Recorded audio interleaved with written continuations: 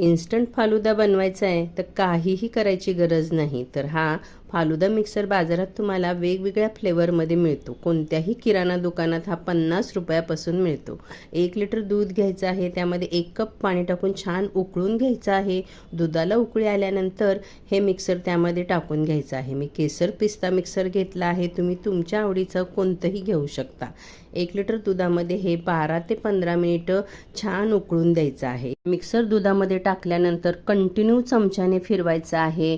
फालुदा शेव transparent झाली की gas बंद करायचा आहे आणि त्यानंतर फ्रीजमध्ये कमीत कमी 2 तास ठेवण्याला अगदी थंड करून घ्यायचं आहे. सर्व करताना ग्लासमध्ये पहिला फालुदा मिक्सर टाकून घ्यायचं.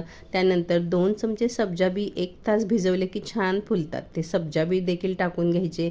पुन्हा आपलं फालुदा मिक्सर त्यामध्ये टाकायचं. तुमच्या आवडीचं आईस्क्रीम टाका. फळं असतील तर त्याचे छोटे छोटे तुकडे करून टाका. सुका मेवा टाका. फालुदा